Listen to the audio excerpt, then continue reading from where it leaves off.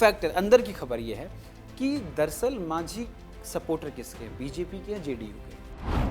आज सेड जो बड़े भाई की भूमिका है वो बीजेपी के पास है, क्योंकि और वो कह रहे हैं कि 29 में प्रधानमंत्री आपको बनाना है। हाँ, इससे ज्यादा मुझे ये कहना होगा कि चिराग पासवान जेडीयू से और नीतीश कुमार से नफरत करते हैं। बिहार में विधानसभा चुनाव है और उससे पहले जबरदस्त सियासी भरमार है। कभी प्रधानमंत्री नरेंद्र मोदी को लेकर गाली दी जाती है तो कभी उनकी स्वर्गवासी माता को लेकर अपशब्द कहे जाते हैं। कभी परिवार अंतरकलह से जूझ रहा है तो कभी पार्टियों के सीट बंटवारे का अभी कोई नामो निशान नहीं है। अगर बात पिछली बार के विधानसभा चुनाव की करें तो इस वक्त तक सीटों का बंटवारा हो चुका था कि किसको कितनी सीटों पर चुनाव लड़ना है, लेकिन बीजेपी और आरजेडी के अंदर अभी तक सीटों को लेकर कोई समन्वय स्थापित नहीं हो पा रहा है। और ये हालत महागठबंधन की नहीं है, लगभग ऐसी ही हालत एनडीए के खेमे में भी है। इसी मुद्दे पर हम विस्तार से चर्चा करेंगे और विस्तार से चर्चा करने के लिए मेरे साथ हमारे वरिष्ठ सहयोगी रोहित सर हमारे साथ मौजूद हैं। सर, बिहार में विधानसभा चुनाव और चुनाव से पहले अभी तक सीटों के बंटवारे का कोई नामो निशान नहीं है।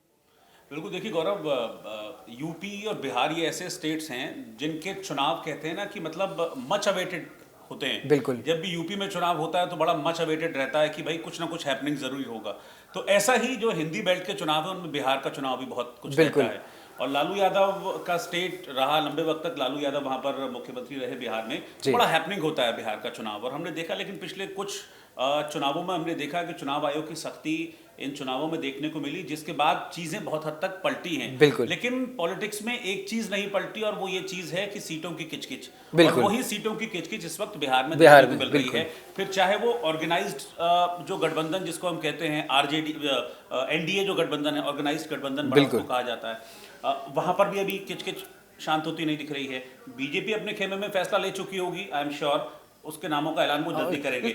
लेकिन जब आप गठबंधन में होते हैं तो आपको उसके हिसाब से फैसले लेने पड़ते हैं। बिल्कुल वो नहीं हो पा रहा है। उसके पीछे एक बड़ा रीजन है चिराग पासवान, और दूसरा है जो हम आप इस बार की रणनीति हमारे दर्शकों को बताएं। एक बार पिछले बार के विधानसभा चुनावों को लेकर के जो सीट बंटवारे का फॉर्मूला था, पहले उस पर हम अपने दर्शकों को बता देते हैं कि पिछली बार एनडीए की मैं बात करें तो जेडीयू और बीजेपी, जेडीयू 122 सीटों पर चुनाव लड़ी थी और बीजेपी 121 सीटों पर चुनाव लड़ी थी। लेकिन अब इसमें हिंदुस्तान अवाम मोर्चा को कितनी सीटें मिली थी, वो जेडीयू के खाते से कुछ सीटें हमको गई थी और वहीं पर वीआईपी को बीजेपी के कोटे से कुछ सीटें गई थी।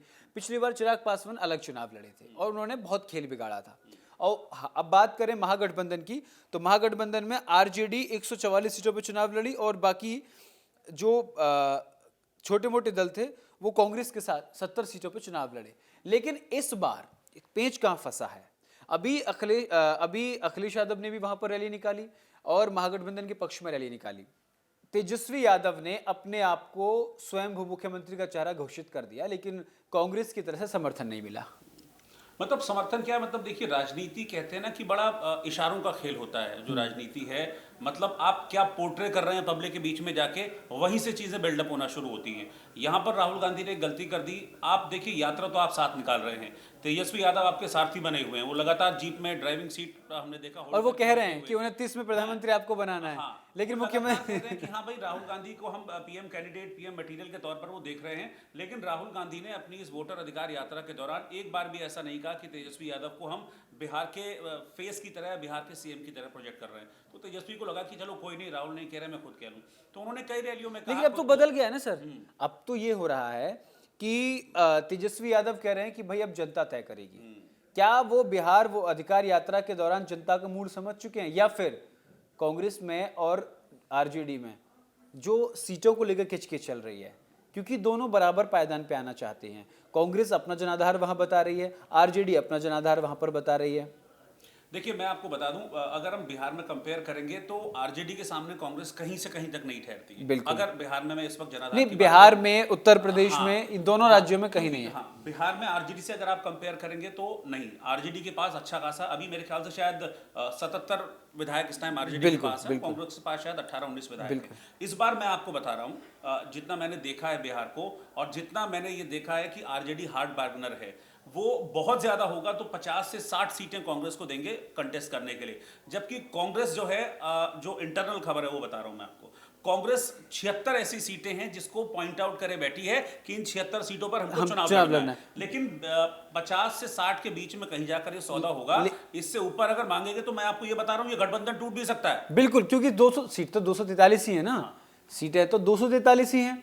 लेकिन अब ये चीज़ बताइए सर, जैसे आरजेडी अपने आप को बड़ा भाई के तौर पर वहाँ देख रही है, यही आलम लगभग एनडीए में भी है। इस बार बीजेपी अपने आप को कांग्रेस, बीजेपी बिहार में अपने आप को बड़े भाई के तौर पर प्रोजेक्ट करना चाहती है, लेकिन उनमें हर बार यही रहता है। अगर इस बार की बात करें तो दोनों 101 और 102 सीटों पर लगभग, जो सूत्रों के हवाले से वो चुनाव लड़ेंगे।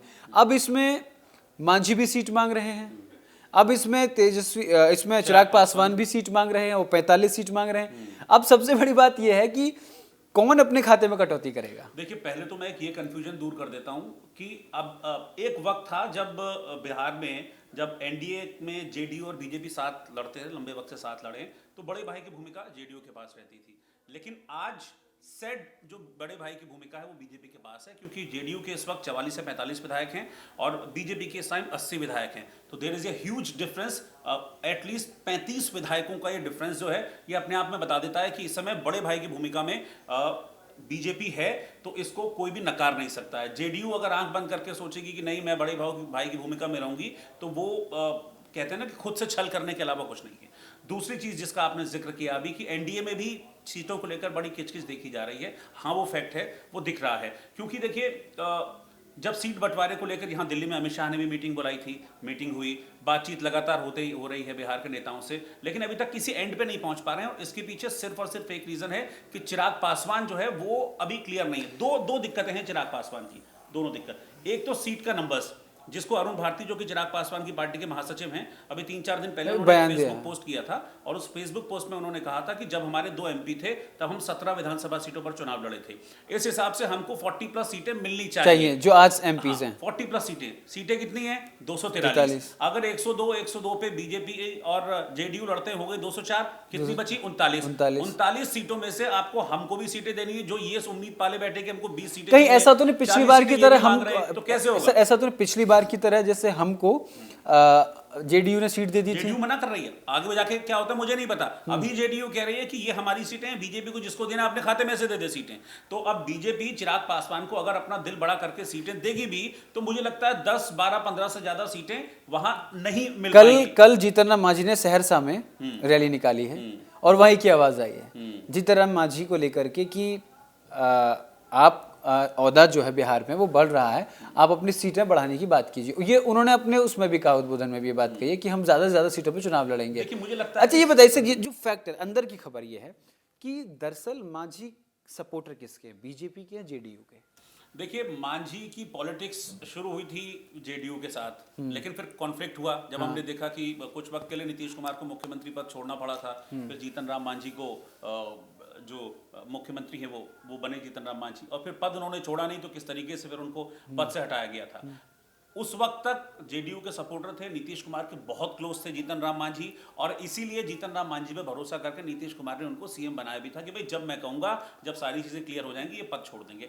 लेकिन नहीं हुआ। उसके बाद उन्होंने अपनी अलग पार्टी बना ली, एक अलग आइडेंटिटी बनाई। हालांकि आइडेंटिटी अभी भी बनाने में टाइम उनको लगेगा, क्योंकि सिर्फ 4 उनके पास विधायक हैं, और बिहार जैसे स्टेट में 4 विधायक लेके आप कुछ बहुत ज्यादा कर नहीं सकते हैं। सिर्फ आप बार्गेनिंग थोड़ी बहुत ऊपर नीचे कर सकते हैं। और जो 20 सीटें आप मांग रहे हैं ना, अभी जो मौजूदा 4 सीटें आपकी हैं, वो 4 सीटें दिखा के आप 20 सीटें मांगेंगे, मुझे थोड़ा सा इस पर डाउट होता है। हालांकि अब मुझे क्या लग रहा है, अंदर की बात यह है कि जेडीयू से जीतन राम मांझी की अभी नहीं बन रही है। अब बीजेपी अपना पलड़ा भारी करने के लिए जेडीयू के साथ नेगोशिएशन करेगी कि भाई 4 सीट आप दो, 10 सीटें आप अपने खाते से दो, 10 सीटें आप अपने खाते से दे रहे हैं। तो क्या इस तरीके से मांझी की बात बन सकती है? लेकिन वो तो मांझी का सवाल है। चिराग पासवान तो साफ तौर पर बीजेपी के सपोर्टर हैं। ये मैं क्यों कह रहा हूं, वो कई बार कुशासन पे सवाल उठा चुके हैं, नीतीश कुमार पर गाहे बगाहे निशाना साध चुके हैं। सपोर्टर है, इससे ज्यादा मुझे ये कहना होगा कि चिराग पासवान जेडीयू से और नीतीश कुमार से नफरत करते हैं, मतलब मैं वही कह रहा हूं। और ये मैं क्योंकि कई पर्सनल प्लेटफॉर्म्स पर चिराग पासवान से मेरी बात हुई, चिराग पासवान को मैंने कई बार इंटरव्यू किया, तो मैंने जब भी नीतीश कुमार को लेकर सवाल उनका किया, कई सवाल तो वो गोल मोल घुमा जाते हैं, लेकिन नीतीश कुमार पे बड़ा हार्ड लाइन लेके चलते हैं चिराग पासवान। एकदम तो अभी जब मर्डर हो रहे थे लगातार, बड़े चाचा चाचा आप उनको कहते हैं, लेकिन आपकी जो चीजें वो चाचा जैसी लगती नहीं है उसमें। तो वो मतलब वो बड़े हार्ड लाइन होकर नीतीश कुमार के अगेंस्ट रहते हैं, और वो होंगे भी क्यों नहीं, क्योंकि चिराग पासवान आने वाले वक्त में एज ए सीएम बिहार को देख रहे हैं, युवा बिहारी वो खुद को कहते हैं, और काफी प्रचार भी है, लेकिन एक बात देखिए ना, बीजेपी को रिप्लेस करना चाहते हैं। नीतीश को किससे रिप्लेस करेंगे? नीतीश को रिप्लेस तो बीजेपी भी करना चाहती है। भाई सबसे बड़ा कॉन्फ्लिक्ट तो यही है बिहार की जनता के सामने कि चिराग पासवान को उनके समर्थक मुख्यमंत्री चेहरा देखते हैं, केंद्र में वो अपने आप को मोदी जी का हनुमान कहते हैं, और राज्य में जाके वो मोदी जी के खिलाफ जाके कह सकते हैं, फिर वो ये कह सकते हैं कि उनके गठबंधन के खिलाफ दुष्प्रचार करते हैं कि भाई एनडीए की जो सरकार है उसमें कुशासन चल रहा है, हत्याएं हो रही हैं। अब देखिए एक सर, अब सबसे बड़ी बात यह है कि ये दोहरा चरित्र चिराग पासवान, केंद्र में मोदी के हनुमान और राज्य में जाके उन्हीं के खिलाफ बगावत के सुर। नहीं आप, और ये दिखता है, मतलब ऐसा नहीं है कि मैं ये कह रहा हूँ कि चीज़ें नहीं दिखती हैं। अभी आपको याद है कि जब राहुल गांधी की वोटर अधिकार यात्रा थी, तो प्रधानमंत्री मोदी की माता जी के लिए अपशब्दों का इस्तेमाल किया गया था। उसके बाद बीजेपी ने बिहार बंद बुलाया था, सुबह 7 बजे से दोपहर 1 बजे तक का बिहार बंद था। लेकिन सेम डे जिस दिन बिहार बंद बुलाया था बीजेपी ने, उस दिन चिराग पासवान 11 बजे अपनी रैली कर रहे थे। तो इससे बड़ा और क्या परिचायक होगा कि चिराग पासवान ने रैली की, वो रैली उन्होंने की और ये दिखाने के लिए जाहिर की थी कि हाँ मैं नाराज हूं।